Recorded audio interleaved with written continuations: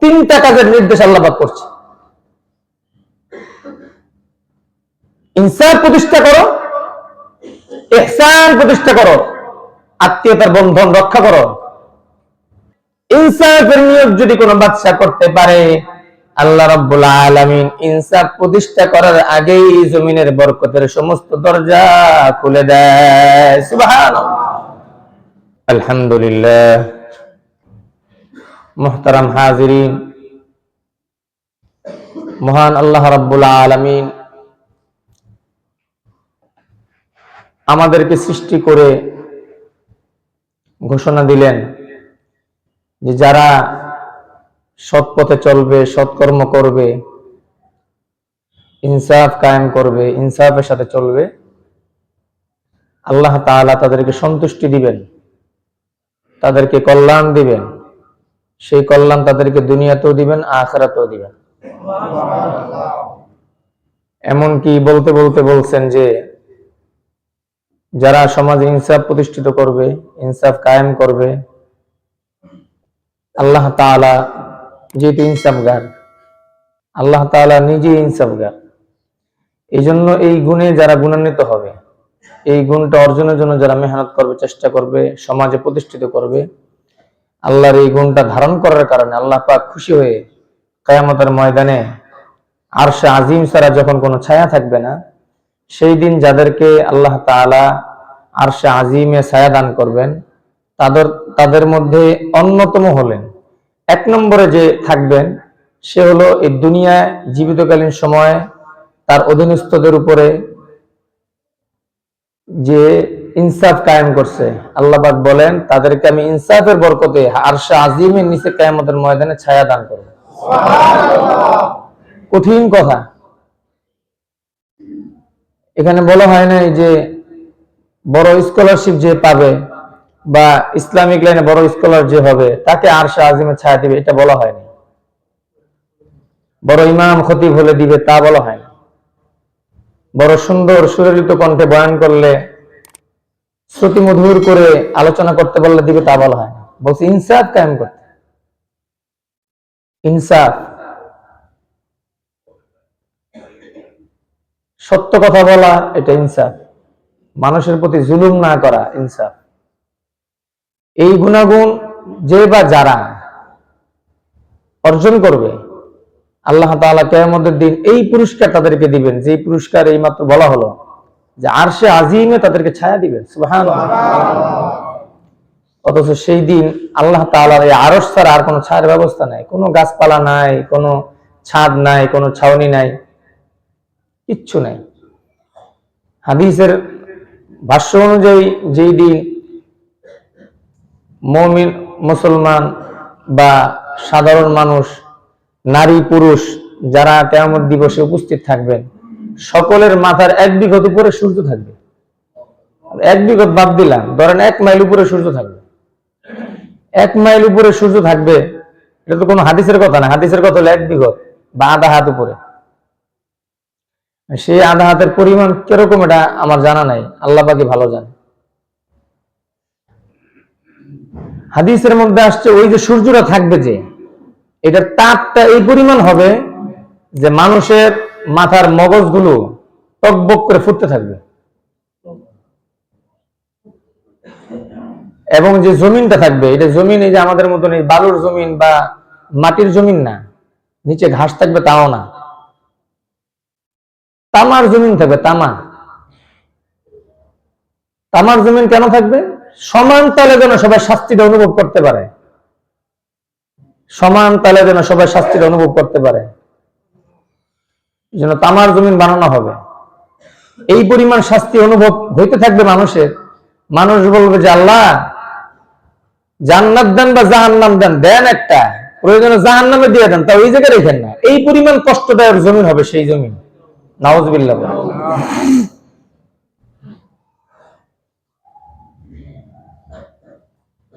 এমন কঠিন মুহূর্তে আল্লাহ তাআলা যাদেরকে আরশে আজিমে ছায়া দিবেন, তাদের মধ্যে অন্যতম 1 নম্বরে থাকবে যারা ইনসাফ কায়েম করবে জমিনে।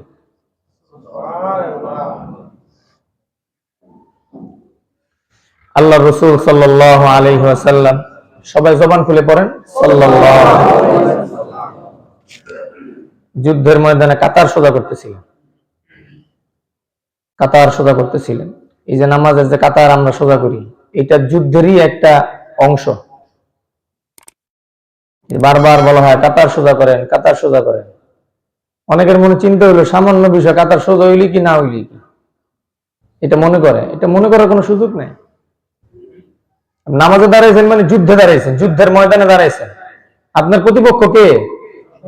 সবাই বলেন কে? শয়তান। শয়তান যে আমাদের প্রতিপক্ষ, আমাদের দুশমন, এটি তো আমরা জানি না, বা জানলেও অনেক সময় মনে থাকে না। আমরা মনে করি যে আমাদের থেকে টাকা নিল আমার শত্রু, আমার বোন আমার শত্রু, আমার ভাই আমার শত্রু, কারণ বাপ মরে গেলে ও জায়গার সম্পত্তি ভাগ পাইব, ওর কেমনি মেন্টাল বানায় হসপিটালে পাঠানো যাবো, এগুলো আমরা মনে করি। আমরা আমাদের বন্ধুদেরকে শত্রু মনে করি, পরিবার পরিজনদেরকে শত্রু, বউরের শত্রু মনে করে, শ্বশুর বাড়ির লোকদেরকে শত্রু মনে করে। আসলে আমাদের শত্রু কে? শয়তান। আমরা যে নামাজে আসি, কার সাথে যুদ্ধ করে আসি? শয়তানের সাথে যুদ্ধ করে আসি। শয়তানের এই যুদ্ধে অনেক মুমিন মুসলমান টিকতে পারে না। শত সহস্র লোক, লক্ষাধিক লোক এমন আছে যারা শয়তানের চিজ ও আসবাবের ভিতরে এখনো আটকায় আছে, তার জালের ভিতরে তারা বন্দী। তারা ওই বন্দী জেলখানা থেকে বের হয়ে আল্লাহর হুকুম আদায় করতে মসজিদে আসবে, এটা তারা এখনো পারে না। আপনারা যারা পারলেন, আপনারা পরোক্ষভাবে শয়তানের যুদ্ধে বিজয় হয়ে, শয়তানকে পরাজিত করে আপনারা বিজয় অর্জন করে আল্লাহর ডাকে সাড়া দিতে পেরেছেন। সুবহানাল্লাহ। আজকের দিনের জন্য আপনারা সাকসেস, আপনারা শয়তানকে পরাজিত করতে পারছেন। এইভাবে কন্টিনিউ কেউ যদি, হাদিসের মধ্যে বলা আছে, এইভাবে কন্টিনিউ কেউ যদি 5 ওয়াক্ত নামাজে শয়তানকে পরাজিত করে করে তাকবীরে উলার সাথে নামাজ আদায় করে, আল্লাহর নবী বলেন প্রথম পুরস্কার তোমার মুনাফিকের খাতা থেকে তোমার নাম কাটা। কারণ তুমি বিশাল বড় এক সৈন্যবাহিনী, এক দুশমন, যার সাথে সবাই পেরে ওঠে না, তুমি পারছো। তুমি যে পারলা, এই জন্য তোমার প্রথম পুরস্কার, তুমি মুনাফিক না, মুনাফিকের খাতা থেকে তোমার নাম কাটা। সুবহানাল্লাহ। দ্বিতীয় পুরস্কার হলো শয়তান হলো জাহান্নামী, ওর অনুসরণ যারা করো সব জাহান্নামে যাবে। কারণ কাজেই তুমি যেহেতু শয়তানকে পরাজিত করছো, সুতরাং শয়তানের সাথে তোমার কোনো বসবাস নেই। শয়তান থাকবে জাহান্নামে, তুমি থাকবে জান্নাতে। সুবহানাল্লাহ।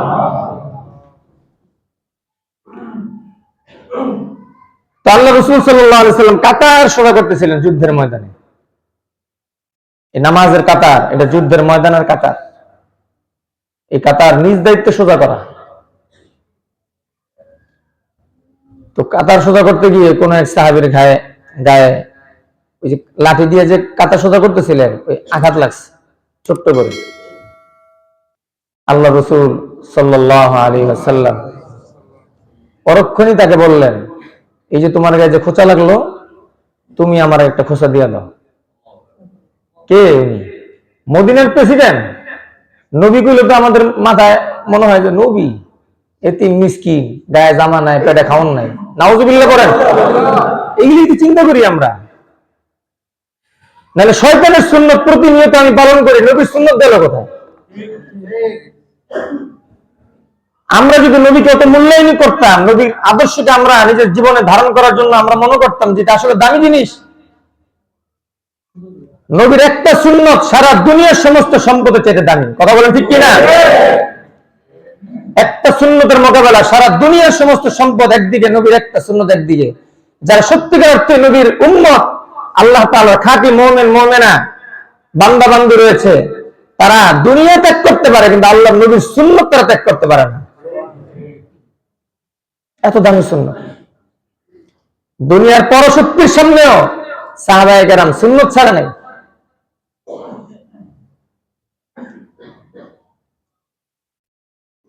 তৎকালীন সময় আজকের যে সিরিয়া, তখন ছিল শাম। শামের এরিয়া আরো বড় ছিল। সুপার পাওয়ার ক্ষমতার অধিকারী, পরাশক্তির মালিক রোম সম্রাট। সে সম্রাটের কাছে দাওয়াত নিয়ে গেছে মুসলমানরা। মুসলমানরা তো সাদা সিধা, গায়ে তেমন দামি জামা কাপড় টাপড় নাই। যুদ্ধের কোনো অস্ত্র শস্ত্রও নাই, একটা টিম গেছে, ধরেন 4-5 জনের একটা টিম।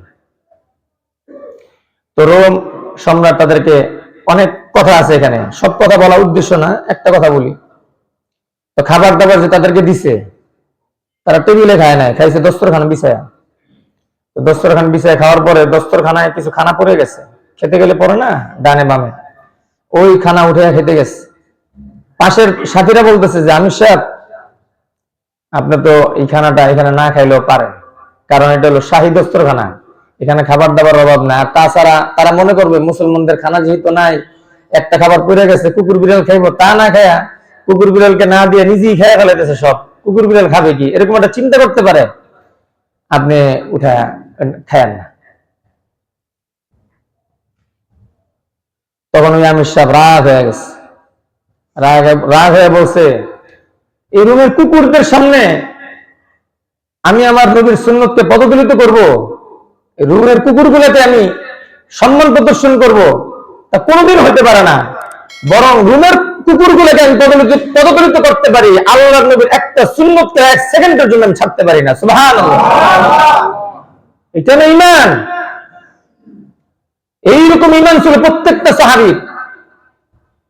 আর এই জন্য আল্লাহ তাআলা বলছেন কোরআনে একেবারে বলিষ্ঠ কণ্ঠে, রাদিয়াল্লাহু আনহুম ওয়া রাদু আন।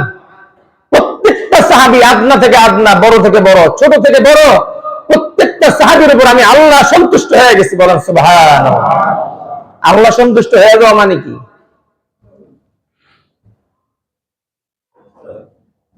তো আল্লাহ রাসূলের বেতের খোসা লাগছে এক সেনাবাহিনীর গায়ে। মুসলমান যুদ্ধে নামছে, তো সব তো সেনাবাহিনী। তো বলছে তোমার গায়ে যে খোঁচা লাগলো, তুমি আমার একটা খোঁচা দিয়ে দাও। এই জন্য দিবা যে কিয়ামতের ময়দানে যেন আল্লাহ আমাকে এর জন্য না ধরে। সুবহানাল্লাহ। কে বলতেছেন এই কথা? প্রেসিডেন্ট, মদিনার প্রেসিডেন্ট। বলেন কে? হ্যাঁ, এটা হলো আপনাদেরকে বোঝানোর জন্য। কোরআনের ভাষা আর হাদিসের ভাষা, হাদিসের শব্দ তো আরো বেশি দামি। নবী বলতেছে একজন সাহাবীকে, সাহাবীও তো কম চালাক না, সাহাবীকে ঠিক আছে হুজুর খোঁচা দিব, অসুবিধা নেই, কাজ করেন, আপনার আমারও তো খোঁচা দিচ্ছেন আপনার পেটে, আমিও আপনার পেটে খোঁচা দিব, তো আমার তো গায়ে জামা নাই, আপনার তো গায়ে জামা আছে, জামাটা উঠান। তাইলে এদিকে তো সাহাবীদের চোখ মুখ বড় হয়ে যেতেছে, কারবারটা করতেছে কি? যাই উঠাই দিছে আল্লাহ নবী। উঠাই দেওয়ার পরে উনি কি এর খোঁচা দিব?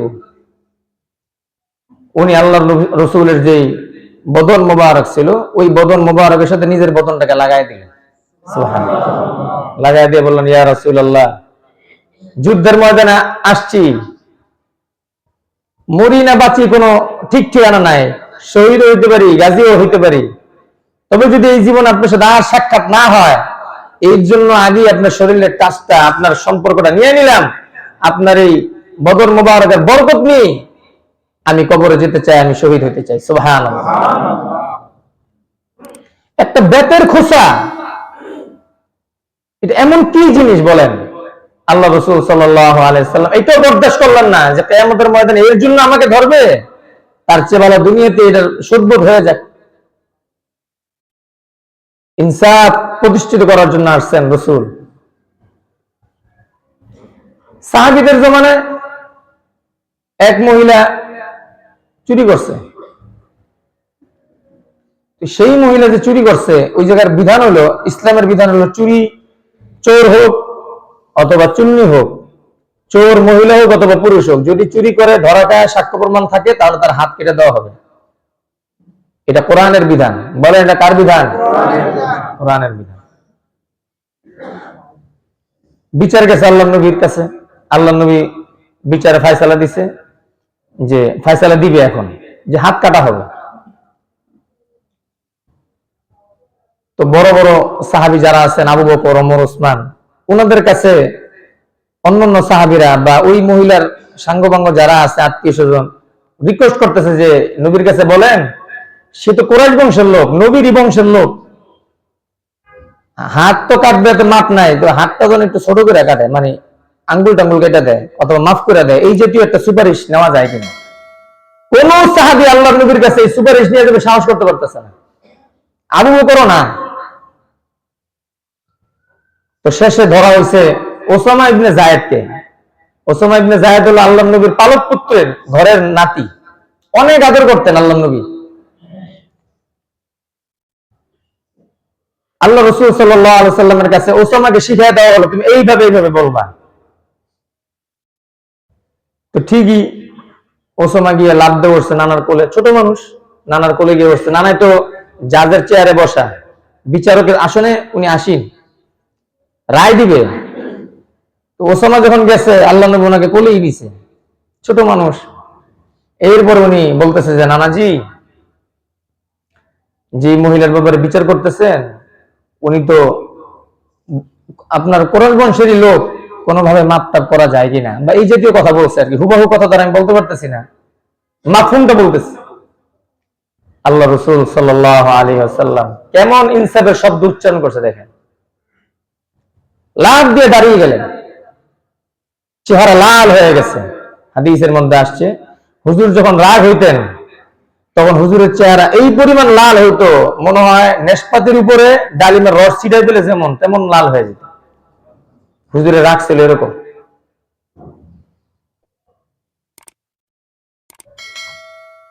লাফ দিয়ে দাঁড়িয়ে গেলেন,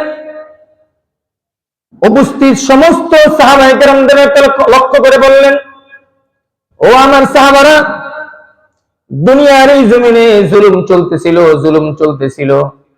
আল্লাহর এই জমিনটা জুলুমের কারণে সমস্ত জায়গা থেকে বরকত সরে যাচ্ছিল।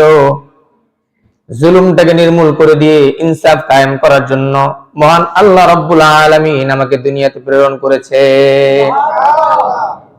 কুরাইশ বংশের মহিলা হলে তার কি হবে? আজকের এই চুরি যদি আমার মেয়ে ফাতেমাও যদি এই চুরি করত, আমি আল্লাহর নবী ইনসাফ কায়েম করার জন্য হলেও এক মুহূর্তের জন্য আমি সেখান থেকে পিছপা হইতাম না। আমার মেয়ে ফাতেমার হাত কেটে দিয়ে জমিনের বুকে আমি ইনসাফ প্রতিষ্ঠিত করে দিতাম। সুবহানাল্লাহ। এই হলো প্রেসিডেন্ট, এই হলো ইনসাফ। এরপর তো বহুত কথা বলছে আগে পরে, এবং আল্লাহ নবী বুঝছেন যে ওসামা তো নিজের বুদ্ধিতে এই কথা বলে নাই, কেউ না কেউ শিখিয়ে দিছে তাকে। এটা হুজুর বুঝছেন। আমার মেয়ে ফাতেমাও যদি এই চুরি করত, তাহলে আমি ইনসাফ প্রতিষ্ঠার জন্য হলেও আমি কে আমার মেয়ে কে কি এটা আমি চিন্তা করতাম না, আমি হাত কেটে দিতাম, দুনিয়ার বুকে আমি ইনসাফ প্রতিষ্ঠা করেই ছাড়তাম। সুবহানাল্লাহ।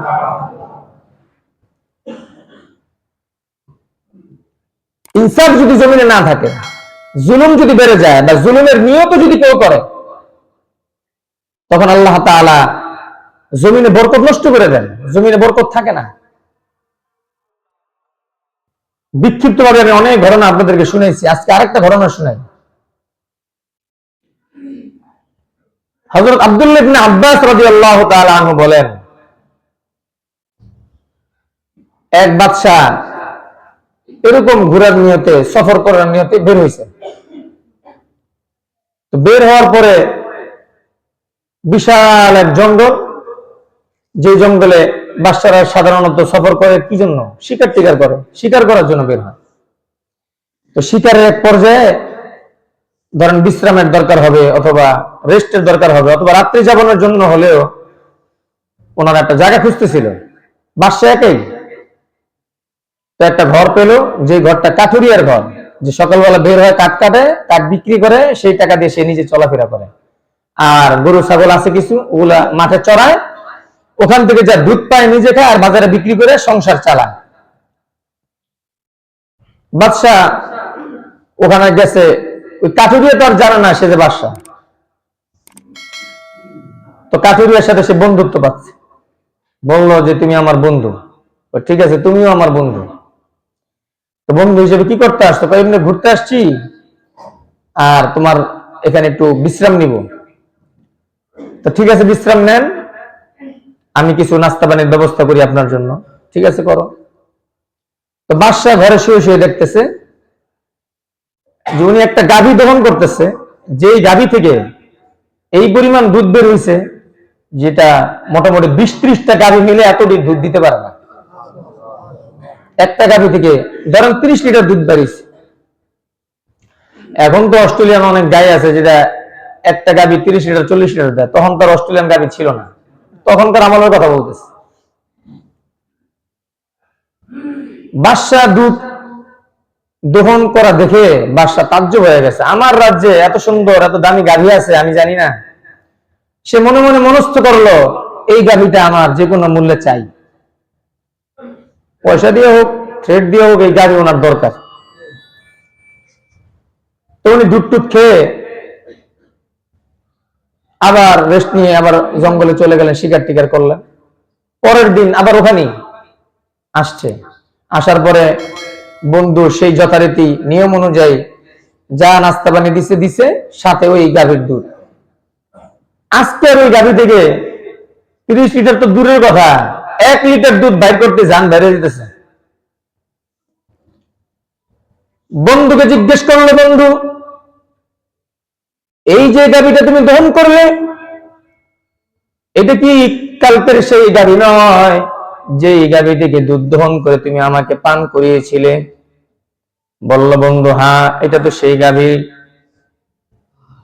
তাহলে আজকে যে ওই গাভী থেকে দুধ বের হচ্ছে না, কম হচ্ছে, কারণ কি সকালে কি দহন করেছিলে? কয় না। তাহলে দুধ কেন কম বের হলো? কাঠুরিয়া ডাক দিয়ে বলল, বন্ধু আমার যেটা মনে হয়, দিলে যেটা সাক্ষী দেয়, এদেশের যে বাদশা রয়েছে সে হয়তো কোনো জুলুমের সাথে জড়িত হয়ে গেছে, দেশে হয়তো কোনো জুলুম অত্যাচার শুরু করে দিয়েছে। যে দেশের বাদশা জুলুম শুরু করে দেয়, ওই জমিন ওই দেশের জমিন থেকে আল্লাহ বরকত উঠায় নেয়। আমার ভাইয়েরা, বাদশা দুধ পান করার পরে মনে মনে নিয়ত করলো যে হ্যাঁ আমি এত বড় জালেম যে আমি জুলুমের নিয়ত করার কারণে সাথে সাথে দুনিয়ার ফলাফল হলো নেয়ামত নষ্ট হয়ে যায়, বরকত নষ্ট হয়ে যায়। কাঠুরিয়ার বন্ধুর এখান থেকে বিদায় নিয়ে সে যখন রাষ্ট্র পরিচালনায় চলে গেল, সেখানে গিয়ে সে অজস্র কান্নাকাটি করলো রাতের গভীরে। মাপ চাইল যে আল্লাহ ভুল করেছি, অন্যায় করেছি, অপরাধ করেছি, অন্যায় ভাবে নিয়ত করেছি। যেই বন্ধু আমাকে দুধের মাধ্যমে আমার আতিথেয়তা করলো, আমার আপ্যায়ন করলো, সেই বন্ধুর উপকার না করে সেই বন্ধুর সম্পদ আত্মসাৎ করার জন্য আমি নিয়ত করেছি। আল্লাহ ওই নিয়ত তো কেউ জানতো না, এবং তোমার কাছে তওবা করতেছে এটাও কেউ জানে না।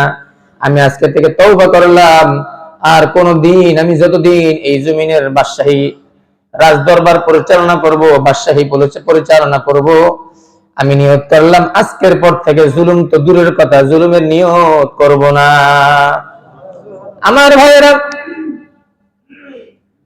জুলুম তো দূরের কথা, জুলুমের নিয়ত করলে কি পরিমাণ ক্ষতি। বাদশা পরবর্তী দিন 3 সপ্তাহ পরে আবার কাঠুরিয়ার কাছে গেলেন। কাঠুরিয়া কিন্তু জানে না তার এই নতুন বন্ধু যে বাদশা, এটা কাঠুরিয়া জানে না। বাদশা যথারীতি তার মেহমান সাজলো, আর লক্ষ্য করছে আবার নেই সেই গাভীর ভিতরে বরকত শুরু হয়ে যায়, সেটা দেখবে। এই জন্য সে জানালার ফাঁক দিয়ে তাকিয়ে আছে। কাঠুরিয়া তার গাভী থেকে দুধ দহন করতেছে। এবার ঠিক আগের মতোই বরকত দেখা যাচ্ছে। আগে যেভাবে ওই গাভীর থেকে 20 থেকে 30 লিটার দুধ কাঠুরিয়া দহন করে করে নিজে খাইছে, বাদশাকে খাওয়াইছে এবং বাজারে বিক্রি করছে, আজকেও সেই পরিমাণ ফলাফল দেখা যায়। এবার কাঠুরিয়াকে ডাক দিয়ে বলল, বন্ধু তুমি বলতে পারো আজকে কেন এত দুধ দিচ্ছে গাভী? কাঠুরিয়া বলল, আমার তো তেমন কিছু জানা নাই, তবে আমার মন যেই কথা বলতেছে, যেই কথার সাক্ষ্য দেয়, মনে হয় এই দেশের বাদশা জুলুম বন্ধ করে দিয়ে ইনসাফ প্রতিষ্ঠিত করে ফেলেছে। এবার বাদশা কাঠুরিয়ার গলা ধরে কান্দে, বলল, বন্ধু এই জমিনের বাদশা আর কেউ না, এই জমিনের বাদশা আমি নিজে। প্রথম যেদিন তুমি এই গাভীর দুধ দহন করে করে আমাকে খাওয়াইলা, নিজেও খাইলা, বাজারে বিক্রি করলা। আমি সেই দিন নিয়ত করেছিলাম যে কোনো মূল্যে তোমার গাভীটা আমি আত্মসাৎ করব। এরপরে যখন দেখলাম গাভীটা আর দুধ দেয় না, আর তোমাকে জিজ্ঞেস করে পরে তুমি বললে সম্ভবত বাদশা জুলুম করছে,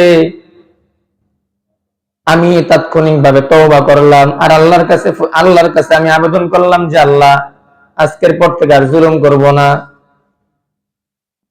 তো তারপরে আমি যখন আবার তোমার কাছে আসলাম আর তোমার এই দুধ দহন দেখলাম পরিপূর্ণ দুধ আসছে, তার মানে দুনিয়াতে জুলুম করলে বরকত নষ্ট হয় তা নয়। কোন বাদশা যদি জুলুমের নিয়ত করে, তাৎক্ষণিক ভাবে আল্লাহর জমিন থেকে বরকত আল্লাহ পাক উঠায় নেয়। আর যদি কোন বাদশা ইনসাফের নিয়ত করে, এখন ইনসাফ প্রতিষ্ঠা করে নাই, ইনসাফের নিয়ত যদি কোন বাদশা করতে পারে, আল্লাহ রাব্বুল আলামিন ইনসাফ প্রতিষ্ঠা করার আগেই জমিনের বরকতের সমস্ত দরজা খুলে দেয়। সুবহানাল্লাহ। জুলুম এইরকম একটা ভয়াবহ অপরাধ।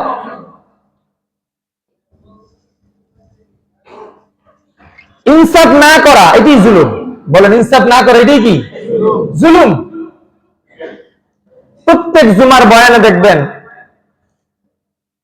আমার জানা মতে, সারা পৃথিবীর কথা তো আর বলতে পারি না, বাংলাদেশের কথাই বলি, এমন একটা মসজিদ নাই যে মসজিদের দ্বিতীয় খুতবায় এই আয়াতটা তেলাওয়াত করে না খতিব সাহেবরা। সে আয়াতটা আমি আপনাদের সামনে তেলাওয়াত করেছি অলরেডি। আল্লাহ রাব্বুল আলামিন বলেন, ইন্নাল্লাহা ইয়া'মুরু বিল আদলি ওয়াল ইহসানি ওয়া ইতা'i যিল কুরবা। আল্লাহ রাব্বুল আলামিন নির্দেশ করছেন বিল আদলি, ইনসাফ করার জন্য, ওয়াল ইহসান, ইহসান করার জন্য, ওয়া ইতা'i যিল কুরবা, আত্মীয়তার হক, নিকটবর্তী আত্মীয়তার হক, আত্মীয়তা বন্ধন রক্ষা করার জন্য আল্লাহ পাক নির্দেশ করছেন। তিনটা কাজের নির্দেশ আল্লাহ পাক করছেন। ইনসাফ প্রতিষ্ঠা করো, ইহসান প্রতিষ্ঠা করো, আত্মীয়তার বন্ধন রক্ষা করো। আর তিনটা কাজ থেকে আল্লাহ পাক নিষেধ করছেন। ওয়ায়ানহা আনিল ফাহশা ওয়াল মুনকার ওয়াল বাগয়, অশালীন, ফাহিশা কাজ এবং বাগাওয়াত থেকে আল্লাহ পাক নিষেধ করেছেন, তোমরা এই কাজগুলো করো না। ইয়াইযুকুম লাআল্লাকুম তাযাক্কারুন, এই ওয়াজটা সরাসরি আল্লাহ নিজে তোমাদেরকে করছে। সুবহানাল্লাহ। তার মধ্যে এক নম্বর হলো আদল, ইনসাফ প্রতিষ্ঠা করা, জুলুম না করা। আজকে জুলুমের আচরণ তো আগে তো করতো যারা লেখাপড়া জানে না, যারা দিনদার না, বদ্দিন, দুনিয়াদার, তাদের দ্বারা জুলুম প্রতিষ্ঠিত হইতে পারে বা তাদের মাধ্যমে জুলুম প্রকাশ হতে পারে, এইটা মানুষ ধারণা করত। কিন্তু এখন দেখা যাচ্ছে যে দিনের লেবাস ধরে জুলুমের সাথে প্রতিনিয়ত নিজেদেরকে গুলিয়ে ফেলতেছে, নিজেদেরকে প্রকাশ করতেছে জুলুমের সাথে। ওয়া আখির দাওয়ানা আলহামদুলিল্লাহি রাব্বিল আলামিন।